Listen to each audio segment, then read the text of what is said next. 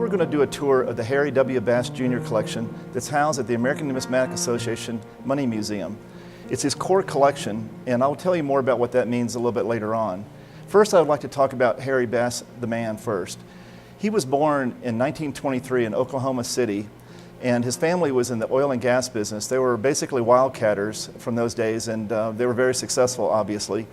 And Harry Bass was, he lived there in Oklahoma City. Then in World War II, near the end of it, he entered the Navy for a short period. And he was in the Navy until 1947. And then when he got out of the Navy, he moved to Canada to get in the oil and gas business in Canada. I guess his family sent him to somewhere else to try to spread their wings and do oil and gas in a different place. So he was there for a while, and then in the early 1950s, Harry moved down to Dallas, Texas, where he lived the rest of his life. And in the 1950s, Harry was very successful in oil and gas in Dallas as well. And he also dabbled in banking, which is, his dabbling in banking is really was kind of what started him. We'll talk about that in a few minutes. Kind of got him started on his numismatic path. He was very successful in banking, but he also ventured to other things. And one of the interesting things that he did in 1953, he went to Aspen, Colorado. Someone invited him to go on a ski trip. And in 1953, that was probably a fairly undeveloped place, as you can imagine. And also the technology those days, it was just a couple of wooden slats, and you strapped your feet into it. And he really didn't like skiing. He came back, he said he didn't like it, didn't ever want to do it again. And someone talked him into going back. And when he went back, he took lessons. And the way Harry Bass does things, he doesn't do anything halfway, so he became obsessed by skiing. And he became so obsessed about it, he actually became very interested in the business of skiing. And he was one of the early investors in Aspen and Vail. He was very, very involved in Vail with snow skiing. And he was one of the large investors of it through the 1950s, early 60s. He was also, amazingly, he built Beaver Creek Snow Resort from scratch. He was the person who did that.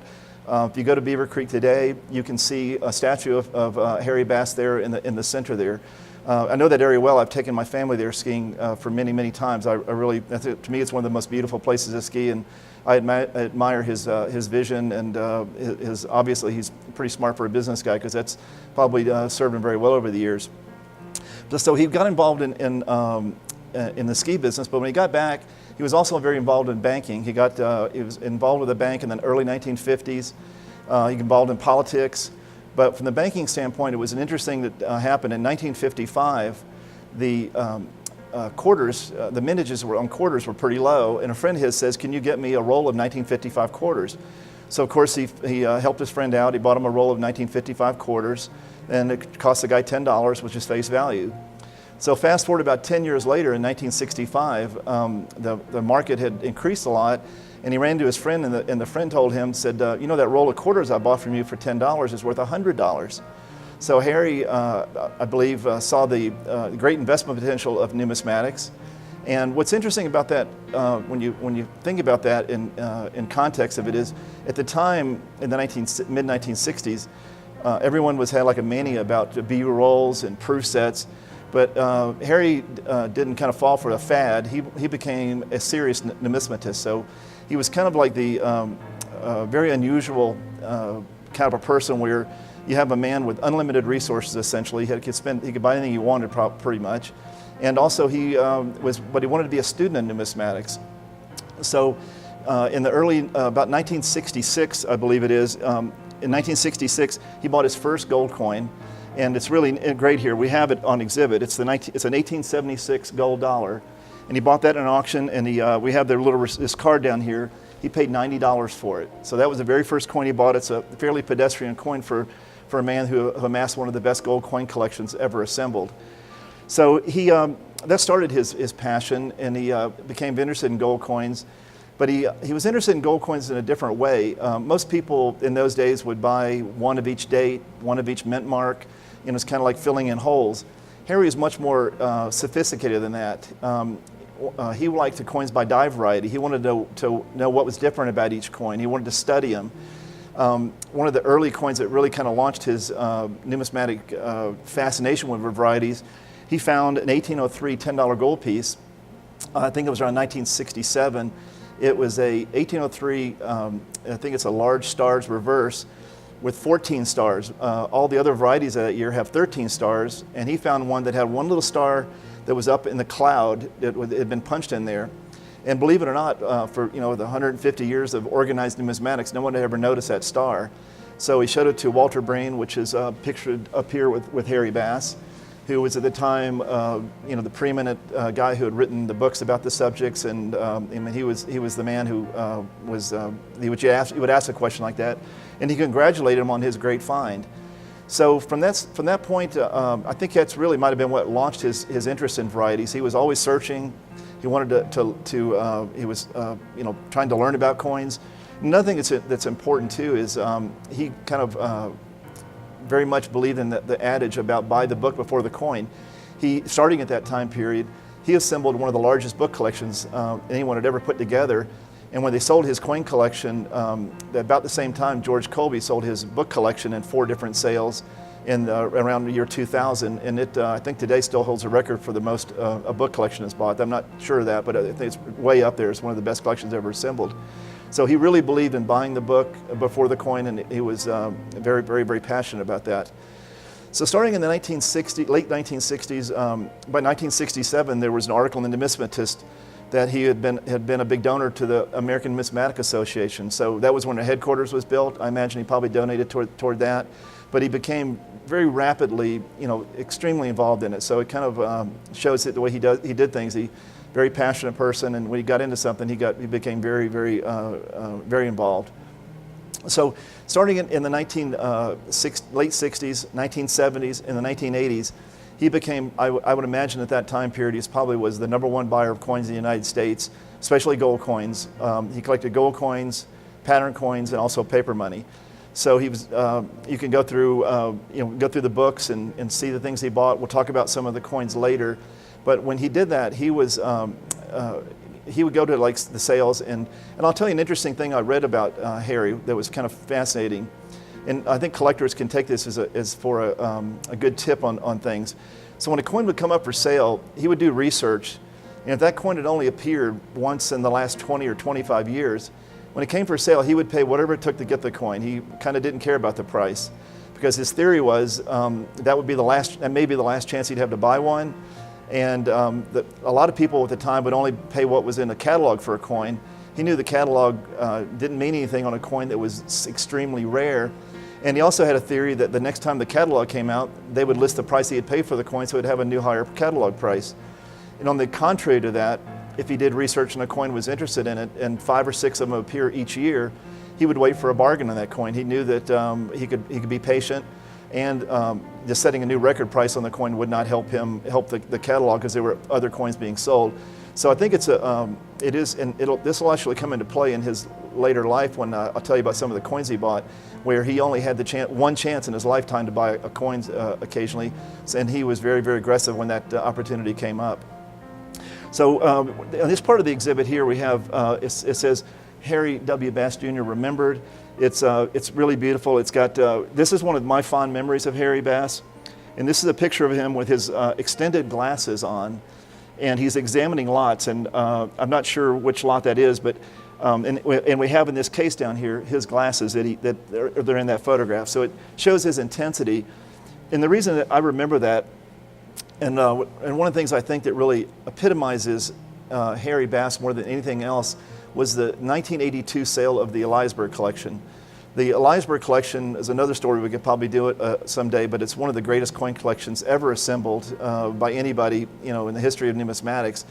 And in 1982, they actually sold the gold portion of the collection over a week in New York City. So it was all, believe it or not, gold dollars through double eagles. They sold it all in 1 week, and I believe it brought about $12 million. In 1982, and that's when coin prices were extremely inexpensive. They're real bargains compared to today. And I'll talk about that a little bit later on some of the coins that he bought in that sale. But that sale, it really epitomizes his collecting style, who he was as a numismatist, and what his strategies and things. The reason I said I had fond memories of this, I went to that sale in 1982. It was in New York City, overlooking Central Park. I remember looking out. They were having the New York Marathon, and It was really, I was very young at the time. I'm not sure exactly. I was in my early 20s. I was kind of a novice, but I looked see around the room and I saw some of the, the greats of the hobby there. That included Harry Bass. And Harry Bass it was interesting. So Q. David Bowers and the Bowers and Marina team, they allowed Harry, which no companies ever allow this.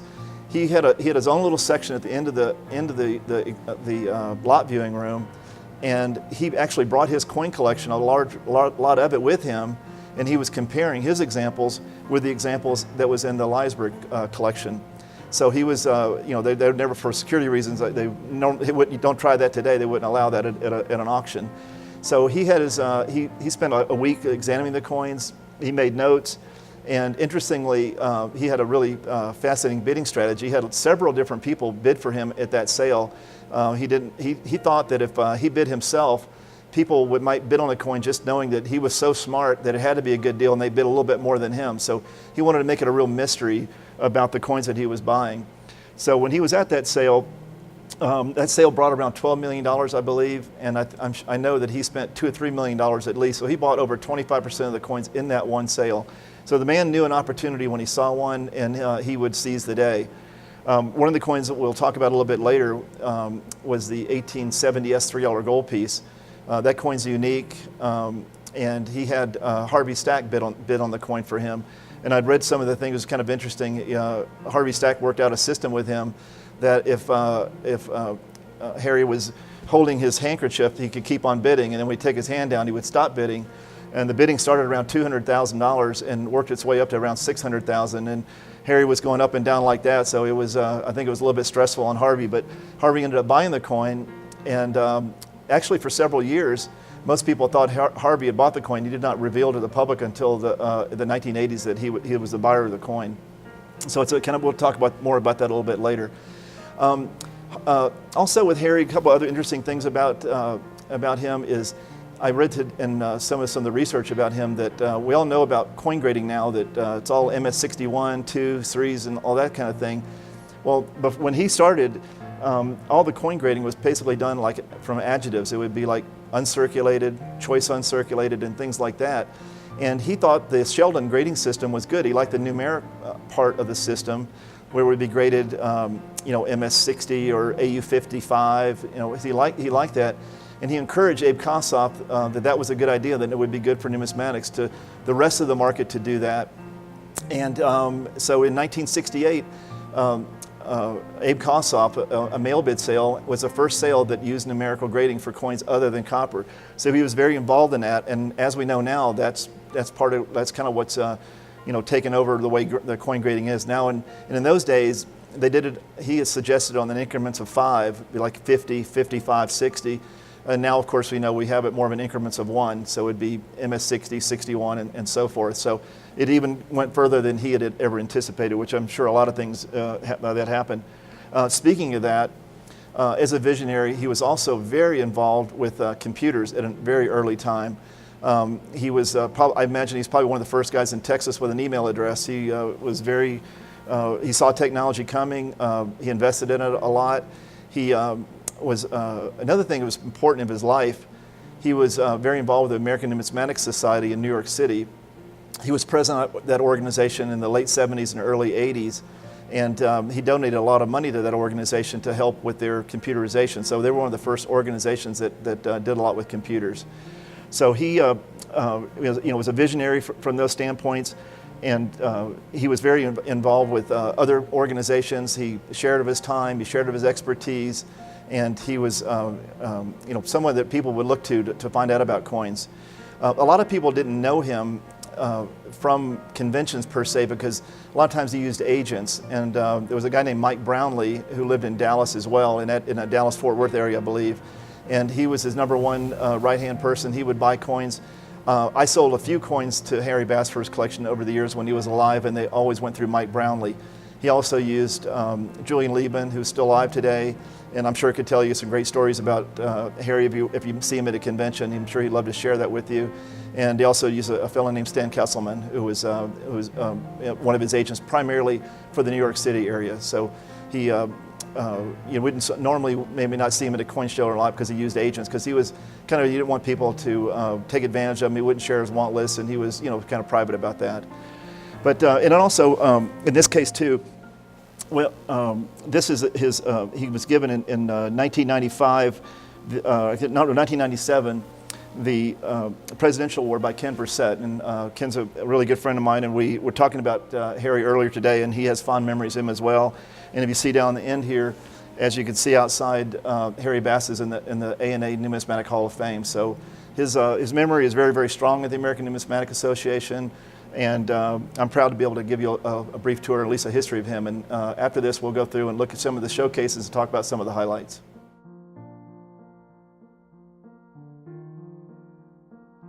As I mentioned earlier, the collection in the museum here at the American Numismatic Association is the Harry W. Bass Jr.'s core collection. And what I meant by core collection is Harry Bass died in 1998, and after he passed away, the relative heirs had to decide what to do with the collection. So what they decided to do with the collection is they went through it, and they had some experts. I think Q. David Bowers was involved in it. And they would put together what they would consider the core collection, and it was probably things that Harry was most interested in his collecting style. And the 4 or 5 things that make up his core collection is a United States type set, which is one of each type of United States gold coin made. It was also his early gold coins, which from 1795 to 1838, I suppose. And then the other part of it is his $3 gold piece collection, his pattern coins, and his paper money. So that was the segments that make up the core part of this collection. Now what's phenomenal is when you see this room, and one of the reasons I'm trying to do the tour today to discuss with you is a lot of people that come to visit this museum don't realize some of the amazing rarities that are in these showcases. There's a lot of coins, and some coins, when you look at them, they may not stand out if you're a casual observer. So I'm going to try to explain to you some of the highlights. Now, after he passed away, they chose Bowers and Renna Auction House to sell his collection, other than what's in this room.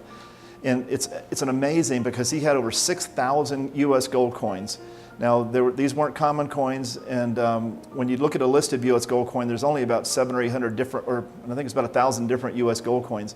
So he had many, many, many, many duplicates. And they sold his collection over a period of 2 or 3 years in a series of 4 different sales. The catalogs, stack up like that, and simply amazing how much coins were sold, how many fantastic coins were sold, and then still what really makes up his core collection. So we'll talk about what that is and what that means. And starting with it is, we'll start in these couple of showcases, is his United States type coins. And collecting coins by type is a popular style, and what that is you try to collect one of each different type of coin made. When it applies to U.S. gold coins, you'll see in these different cases the different types of U.S. gold coins. It's very popular even with people who collect silver coins and copper coins, because you get a lot of diversity, you get a lot different coins, and so it's not the most advanced way to collect coins, but it's a great way for getting one of different things. And what's amazing about this collection is most people would put a common coin. So the most standard way of collecting coins by type is to buy the best coin you can afford for each type. Now, when they went through and put together Harry Bass's type collection, they did a little bit different. They would pull out coins that they knew had been important to Harry, and they included some of those coins in his type collection.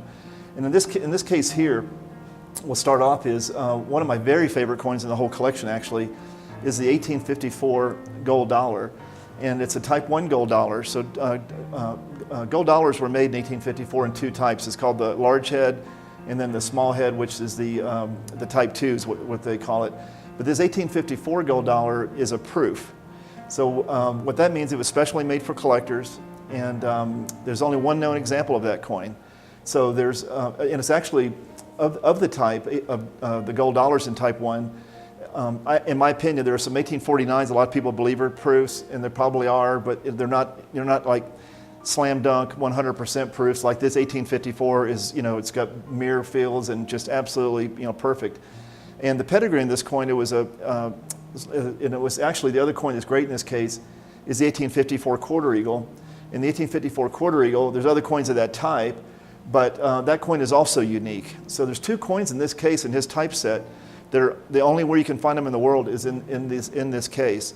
And there's a lot of people believe these coins, there's documentation that in 1854, a proof set of United States gold coins was sent to the Bremen, Germany, as I think it was for some sort of celebration for the officials there. And they think in World War II that a couple of those coins got liberated, per se, and were ended up through various intermediaries and were sold into the Harry Bass collection. He bought this 1854 gold dollar in 1985, I believe, and paid around $65,000 for it. The 1854 gold, a $2.50 gold piece, he bought in 1976 for only $8,000. It's probably one of the best bargains in his collection. He bought it. That coin's unique now, and probably it's basically priceless. So those are 2 of my favorite coins in that case. Moving to the next case, we have the $3 and the half eagles. And so one of the highlights in this case is an 1857 $5 gold piece in proof condition. The coin's got proof in his cameo. Has an 1863 that's proof. And these coins are all really great and neat, but not unique like those other 2 coins. Okay, now we're going to talk about the other 2 cases for this typeset. It's the $10 types and the $20 types. And in this showcase, we have the 1839 Liberty coin. That's the Liberty head by Grobrick. And when I checked the records, I do my research, that was one of the first coins he bought in 1966. So that's one of his early purchases. Next coin is an important coin, is the 1843 $10 gold piece in a gem proof. He bought that in the John J. Pittman collection when that sale came up. The 1859 proof is an extraordinary rarity. One of my also personal favorite coins of all time is, I love the 1907 rolled edge $10 gold piece. That has a mintage of only 42 coins, and this is one of the finest known examples. So some really great rarities in this general typeset. Moving down to the $20 gold pieces, and also just so you know, we don't have some of the earlier type coins in this typeset because they're in his core collection of his early gold coins, so we'll talk about that in a little bit. So in this collection of double eagles, the 1860 is a type 1 proof. That's I think a mintage of like 30 or 40 coins. It's a very, very, very rare coin. He has an 1861 S-Paquet double eagle, which is, the coin is nearly mint state, and it's one of the finest known examples. Moving on to that, he has a type 2 1866 double eagle, one of only like 20 or 30 made. And then one of the highlights of the entire collection in this room is the 1907 ultra high relief double eagle. And the ultra high relief double eagle is when those coins were being made by the U.S. Mint. It was Augustus St. Gaudens had been asked to design the coin. He was at the time was like the rock star designer of the United States. I mean of art in the United States. He did the statue of Sherman that's in Central Park. There's books written, many books written about Augustus St. Gaudens and his art. So this was basically how he envisioned he would like to see the coin look like, but it was very impractical to make. It's called an ultra high relief, and I think there's only like 15 to 18 known. It's an extremely rare coin, and it's also not just for its rarity. There's other coins here more rare, but this coin's much more valuable because it's considered by many the most beautiful coin ever made. I think the last one of those sold for $4 or $5 million, so that's a really fantastic coin. And that's also a coin that, as I mentioned earlier, and we'll be talking about that a little bit about Harry Bass and the Eliza sale. That was one of the coins he actually bought in the Eliza sale as well. I'm not sure what it bought at the time. I imagine probably around $200,000 in 1982, so it was another great investment for him. And they also have the other high relief, so if you're more of a novice collector, you can see the difference between the ultra high relief, the high relief, and then later in 1907, how the coins ended up being made for mass production. So it's an interesting to be able to see the sequence of events that led to the regular issue St. Gaudens double eagles. So that kind of covers all the basic types of coins other than the early coins, and we'll talk about those in a couple cases. These 2 cases have relatively common coins. They're 1834 half eagles and an 1846 New Orleans $10 gold pieces. But what's important about these 2 cases, it really explains and it shows Harry's true passion for United States gold coins. He loved die varieties. He loved to study them. He loved to try to discover new ones. He liked to try to collect as many as possible. We'll see that illustrated in a few cases later. But the way this is illustrated here, in 1834 half eagle, it has a die crack across the face. And then as the coin was made, Later strikings of the coin, the die crack got larger, so you can kind of see a progression of events. The 1846 $10 gold piece, the hair curls behind the head, when it was struck, a little bit later, the die would wear, and the hair curls would got more weak, and also when they would polish the dies, the hair curls got even weaker. So you can see a very clear progression between this picture, and that, illustrating the way those different varieties look. So these coins were all struck from the same dies, so they're not really die varieties, but they're die states. So that's what this is about. So it's he loved die varieties, but people who collect coins by die state is even another extreme of that, of collecting, because he wants to see them in their progression. And it also helps to understand more fully the minting process, what the coins look like, also kind of which coin came first in the strikings. So it's, for a lot of people, that's a very interesting subject, and mostly large cent collectors do that.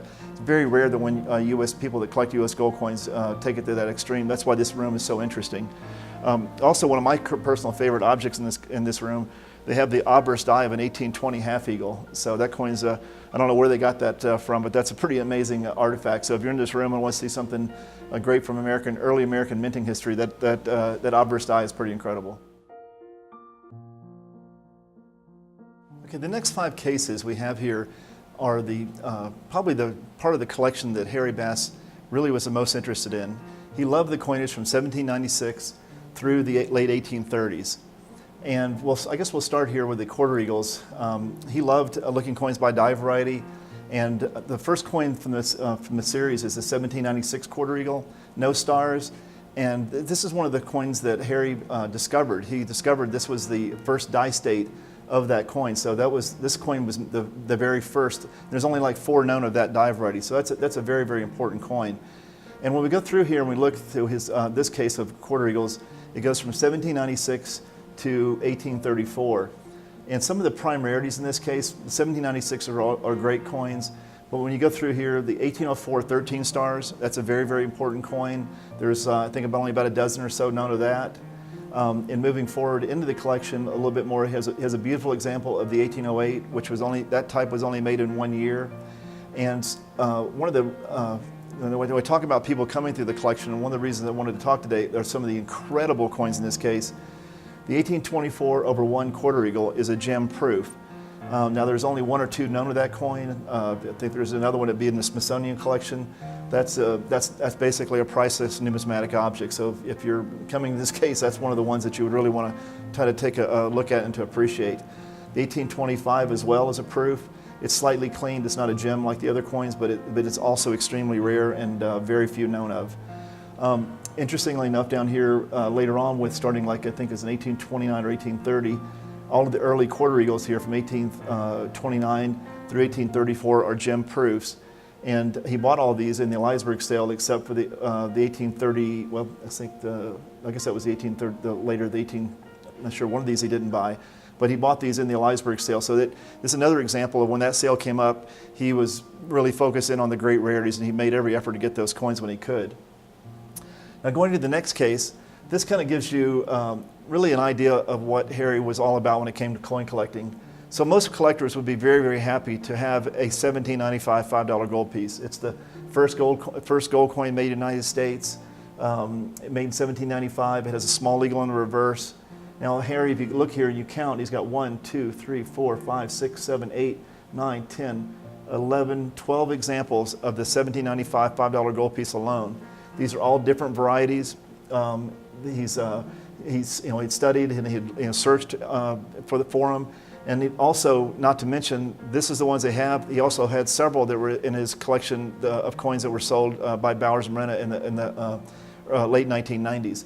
So for one collector, had probably almost 2 dozen of one of the rarest and most desirable coins in the United States series.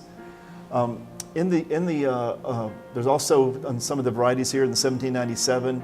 He has one that I believe there's only 1 or 2 known of. He's got a 1798 small eagle that I think there's only 5 or 6 known of. It's one of the great rarities of the early half eagle series, the 1798 small eagle. One in the Poe collection recently sold for over $1 million. So that's a great coin that you might not even see or recognize. It's just kind of sitting in this collection. Later on in here, some of these are a little bit more common issues, but he's got a lot of the different die varieties. and also the quality of the coins are really extraordinary. But those are probably some of the highlights from those two cases. As we continue to the third case of Harry Bass's early gold coins, we start here with the early half eagles of 1802 through 1812. Now, this case does not have any great rarities, coins that are $1 million type coins, but there's a lot of very rare coins, and also the quality and condition of these coins are extraordinary. Probably one of the most important coins from a rarity standpoint is the 1810 large date small 5. That's one of these coins here at the bottom of these 1810 fives, and there's only about 4 or 5 known examples of that. So that's a very important coin that's in part of the collection from 1810. Now we're moving to the fourth case. This is where the collection really shines. Of all the cases in this room, this is one of my favorite. These coins are his half eagles from 1812 through 1834. And starting around 1812 is a fairly common issue. 1813's relatively, slightly more scarce. In 1814, starting in 1815, that's a coin there's only a few handful known of. It's very, very, very rare. And then through here, these coins are all extremely rare. You very seldom see any of these coins anywhere. And to see a complete collection of these by die variety is just unbelievable. And individually, he's got some just an amazing coins in this case. So if you have just a basic knowledge in numismatics, or even if you're a slightly advanced collector, you still wouldn't understand maybe some of these coins, how important they really are. And I'd like to go through and show you, it's like the 1819, as we mentioned, is an extreme rarity. He's got 1819, he's got 2 of. And then in 1820, this is one of my favorite coins in the collection. He has an 1820 half eagle that most experts consider to be a proof. And one of the reasons that coin is very, very important, it's the earliest date the United States Mint is known to have made proof coins. So this is one of the very first proof United States gold coins. Looks a little bit different than later issues. It has a satin finish, it's well struck, but it doesn't have the deep mirror finish that some of the later issues do. So it might be called, some people might want to call it a specimen, but it's clearly specially made for collectors. Moving forward a little bit further, he's also got 1821 that most people consider a proof. He's got 1825 is also a proof. These are all incredible rarities. And why I'm in this case, it'll be interesting to talk about. There's one coin missing in this collection that's kind of fascinating. He doesn't have the 1822 half eagle. And the 1822 half eagle is one of the great rarities of United States gold coins. There's only 3 known, and 2 of those coins, it's kind of an embarrassment of riches, is in the Smithsonian collection. And the other coin was in the Eliza collection. So you'd be kind of surprised that it's not in the Harry Bass collection, but I don't know if we get way of wording it, but kind of legend has it that, as I mentioned earlier, Harry had enlisted different people to bid for him in that auction. And he talked to different people to bid, and he was targeting different coins. Well, of course, the 1822 half eagle would have been one of the coins he would have targeted, because there's only one in private hands. So Harry knew that would have been a unique opportunity in his lifetime. That might be the only chance to get that coin. So money wasn't an issue. But according to legend, one of the people, the dealer he had bidding on the coin, he had been given an unlimited bid by Harry, but another important collector, which was the Berg family, had also enlisted the same dealer to bid on the coin, and supposedly gave him a higher unlimited bid, which whatever that means. So there was a little bit of confusion. Harry was pretty upset that he didn't get it, but the 1822 half eagle at that time sold also for $687,000. So it was sometimes his complicated strategy might have backfired on him, because he made it a little too complicated and it might have got confusing. I'm not 100% sure of the facts, but I can tell you that Harry probably was pretty sad that he didn't get the one coin that he was missing to have a complete set of early half eagles. Going through a little bit further on, we have some of the most spectacular coins in the collection too, are the 2 1829 half eagles. They're both gem proofs. He bought these, and I think one was a Norweb collection back in the 80s. And these coins are both just absolutely beautiful examples. They look like they were modern mint products. They're so beautifully made. Then going through, all these coins are very, very rare, with less than a couple dozen known of each one of them. And especially when you get to proof, there's probably only 1 or 2 known of. So those are those proof issues of these are probably the specific coins that I would say that you would pick up in these cases as being the most important coins. Okay, this is the final case of the early gold coins for Harry Bass collection from 1795 to 1834. It starts with again, we start with the 1795 $10 gold pieces. And this is the small eagle examples. He's got, well, we have here probably, I think there's 5 examples. And the one variety, the most important one, is the 1795 with the 9 leaves in the reverse. That's a very rare coin with probably less than 2 dozen known. So that's one of the important coins in there. On the other ones here, all these early ones in 1796, 1797, these small eagles, they're all very, very rare, especially in this condition. Having them in mint condition like this, they're extremely rare and almost never show up. Probably only show up when there's important collections like the Eliza sale that would be sold. This is another example. I talked about how he was passionate about die varieties. 1799 $10 gold piece. When you look here, he has 10 examples. So it's a fairly common date, but he's got 10 examples of all different varieties of that one date. So, you know, for a casual observer, you might look and say, why has he got so many coins that look exactly alike? Well, every one has minute differences that makes those important to advanced collectors. When you move a little bit further into the cases, the early eagles were made from 1795 to 1804. So his coins start in 1795, end in 1834. He's got a mint state condition coin that's really fascinating. But the coin that's really incredible in this collection, in this case, is the 1804, the next one. It's called a plain 4. And there's a photograph here. It shows you like the 4 in the digit it doesn't have the cross in it. It's a plain 4. This coin was actually made in 1834 when they made 1804 silver dollars, and for this sort of the same reason. They made them for dignitaries and for giving out in sets. And of all the coins in Harry Bass's collection, this is probably the best bargain he ever bought. He bought this coin in the Eliza collection in 1982 for about $33,000. I think that's exactly what he paid. And today, I think the last one of these sold for $4 or $5 million. So that was basically an unrecognized rarity when it was sold. And of course, Harry knew the importance of it when he saw it. He kind of followed that same strategy of when he sees a great coin that shows up, he buys it. In this case, he didn't have to pay a fortune for it. He bought it at what now is considered an incredible bargain. And that's really in this showcase, this is by far probably the most important coin. So it's the last coin in the set. And it's interesting because it really wasn't made in 1804. It was made 1804 was made in 1834. Okay, in these two cases, we have Harry Bass's collection of $3 gold coins. And the main reason that this collection is displayed like this, it kind of keys around one coin, and that would be the 1870 S $3 gold piece. That coin is unique. There's only one known, and it's in this collection.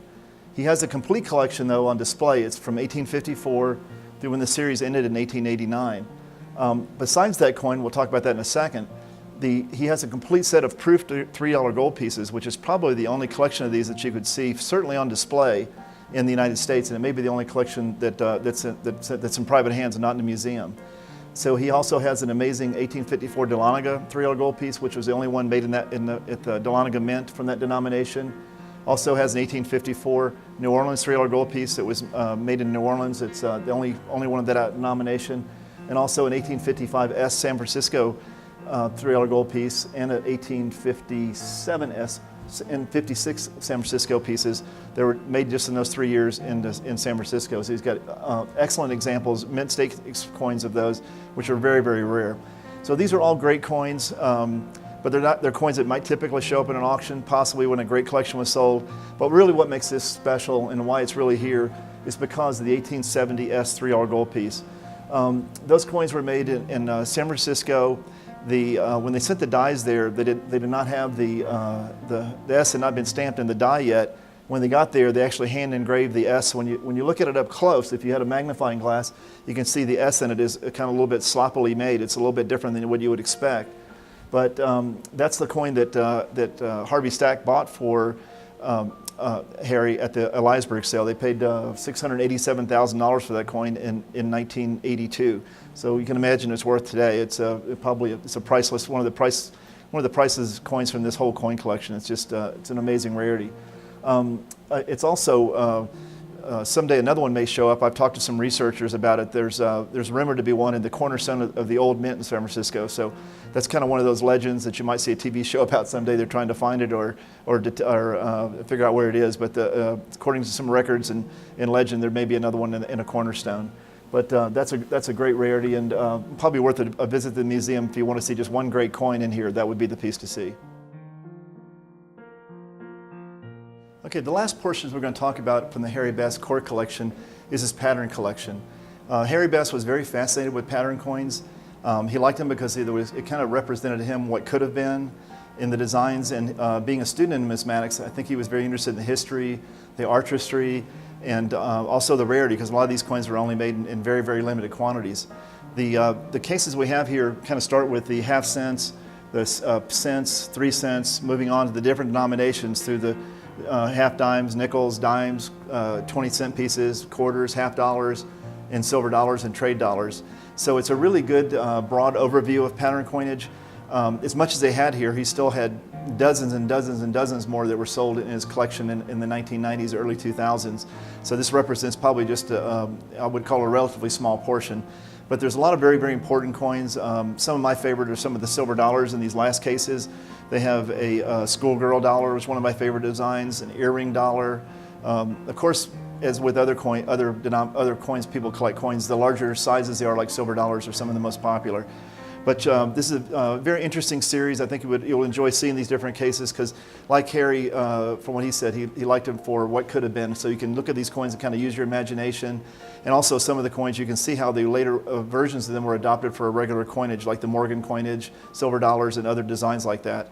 So it's a great way to kind of to wrap up, because it's kind of like the more of a not the regular series, but the different kinds of the coins. So I hope you enjoyed your brief tour of the collection here. And my wish is that you would come here and see it yourself. It's an unbelievable collection, and hopefully with this tour, when you're here visiting, it'll give you a little bit more idea where you can focus some of your time and try to appreciate some of the great rarities that reside in this room. Thank you.